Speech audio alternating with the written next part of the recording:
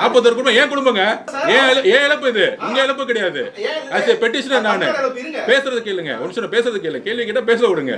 41 குடும்பம் எங்க குடும்பம், எங்களை பார்க்க வந்தவங்க, திமுக குடும்பம் இல்ல. திமுக பிரிவுல தான் நடந்துச்சு. திமுக எஸ்பி ஸ்டேட்மெண்ட் கொடுத்திருக்காரு, 7:45 வரைக்கும் அது நடந்ததே தெரியாதான் அப்படின்னு சிபிஎல் என்கொயரியில் சொல்லியிருக்காரு. அது தெரியுமா உங்களுக்கு?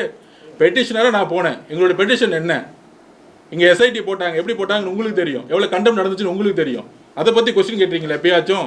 அந்த பெட்டிஷன் யார் போட்ட? திமுகவுடைய அந்த ஜட்ஜ்மெண்ட்ல பெட்டிஷன் யார்? திமுக இருந்தா பெட்டிஷன் போட்டான். அந்த திமுக பெட்டிஷன் யார் போட வச்சாங்க தெரியுமா? மகேஷ் பொய்யாமொழி அந்த பெட்டிஷனை போட வச்சாரு. கேள்விக்கு பதில் சொல்லுங்க. லீகலா நிக்கிறீங்க, நானும் பதில் சொல்றேன். திமுகவோட உள்ளடி அதுக்கு தாங்க வரேன். நீங்க கேள்வி கேட்டுறீங்க, நான் உள்ள ஆரம்பத்துல ஆரம்பிக்கணும்ல. நீ முதல்ல டக்குன்னு பண்ணி லாஸ்டா எண்டு நான் ஃபர்ஸ்ட் எழுத முடியுமா? நான் எஸ்ஏ கேட்டீங்கன்னா பதில் நான் ஃபுல்லா சொல்லணும்.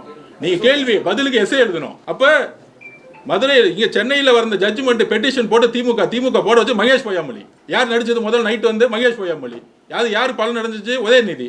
இதெல்லாம் சேர்ந்து தான் கரூர் நடந்துச்சு. அப்ப அதுக்கு நாங்க இங்க எஸ்ஐடி நடக்கூடாது, நாங்க சுப்ரீம் கோர்ட் போயிருக்கோம். சுப்ரீம் கோர்ட்ல என்ன பெட்டிஷன்? எங்களோட பெட்டிஷனை மாண்புமிகு உச்சமன்ற நீதிமன்றம் இதை விசாரிக்கணும். இதுதான் எங்களோட பெட்டிஷன். சுப்ரீம் கோர்ட் மானிட்டரிங் பண்ணும். இதுதான் எங்களோட பெட்டிஷன். இதை பாதிக்கப்பட்டாங்க 4 பேர் கேஸ் போட்டாங்க.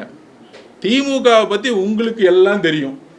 ஒருத்தனை நைட்டை எப்படி நைட்டுக்குள்ள தூக்கி எப்படி காசை கொடுத்து மிரட்டி எப்படி உட்கார வைக்கணும்னு தெரியும்.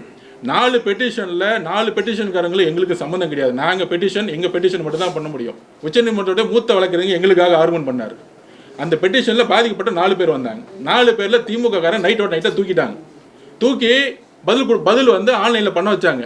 அதுக்கு சுப்ரீம் கோர்ட் உச்சநீதிமன்றம் சொல்லுச்சு, இதை நாங்கள் விசாரிக்கிறோம் சொல்லிட்டு இந்த கேஸ் சப்ஜுடிஷியல்ல இருக்கு, அதாவது விசாரணையில் இருக்கு.